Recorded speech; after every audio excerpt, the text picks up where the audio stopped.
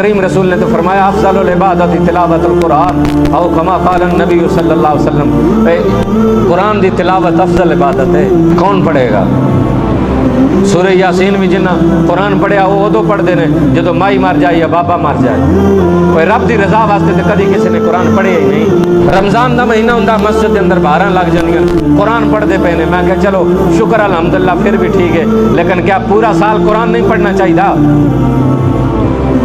جامع القرآن نے حضرت عثمان ذوالنورین حافظ قرآن نے، قاری قرآن نے، ایک کاتب بین قرآن لکھن والے نے، لیکن ہر جمعے دا خطبہ قرآن ویکھ کے تلاوت کرتے۔ کسی نے کیا امیر المومنین تسی جامع القرآن ہو، بھئی تسی تے قرآن جمع کیتا ہے، بھئی تسی تے قرآن اپنے ہاتھاں نال لکھیا ہے، بھئی تہاں تے قرآن زبانی یاد ہے، بھئی تسی تے قرآن دیاں ساریاں قراتاں جاندے ہو، بھئی تسی تے ساری امت نو قرآن دی ایک قرات تے جمع کیتا ہے، اور جناب تسی قرآن ویکھ کے کیوں پڑھدے ہو؟ تہاں قرآن نہیں ہوندا؟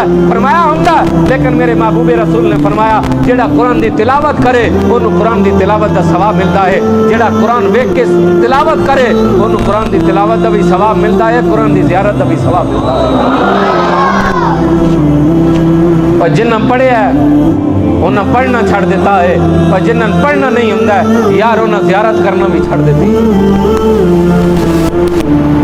اور چلو پڑھنا نہیں مقدر دے اندر آیا، الزام دیو ماں باپ نے، پتہ نہیں ماں باپ نے صبح کتنی بری اٹھا کے کیا ہوئے گا، جا مسجد دے اندر، وہ مسجد دے اندر منہ دھو کے کاٹ اور گیا، پڑھ آیا جی پڑھ آیا۔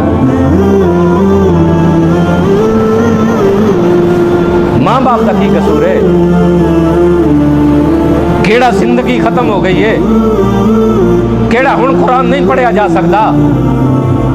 اور حضرت سلمان فارسی نے جدو اسلام قبول کیتا تے 60 سال دی عمر سی،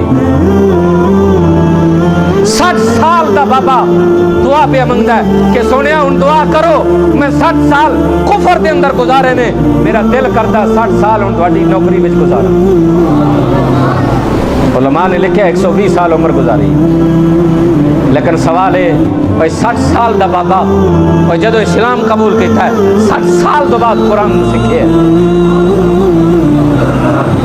اور ساڑھے تے آج بچے جڑے 12-10 سال دے ہو جاندے نے ان شرم ہوندی ہے۔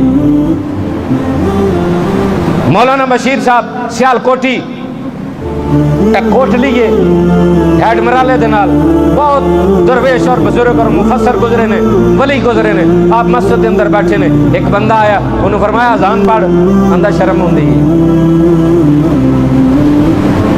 دوسرا آیا فرمایا تو اذان پڑھ، اندر شرم ہوندی ہے۔ تیسرا آیا فرمایا تو اذان پڑھ، اندر شرم ہوندی ہے۔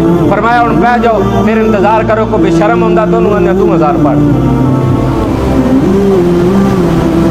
دنیا داری دے اندر میں اور تو کسے کم دے شرم نہیں آئی، اور جیڑے شرم والے کم سن خدا دی قسم سن انہاں تے بھی شرم نہیں آئی، لیکن قرآن سکھن لگے سن شرم آئی، اور قرآن پڑھن لگے سن شرم آئی، اذان پڑھن لگے سن شرم آئی، اور نیکی دا کام کرن لگے سن شرم آئی، نیکی دی دعوت دین دے سن شرم آئی، اور نیکی واسطے بلان واسطے سن شرم آئی۔ کیوں شرم ہوندی ہے؟ اسی ہن کیویں اونوں آکھیے کہ تو اذان پڑھ لے؟ یار بندے آکھن گے ہن اذان پڑھن لگ پیا، اینوں کی ہو گیا؟ سن تے نیکی تے شرم آئی ہے، باقی کسے کم تے شرم نہیں۔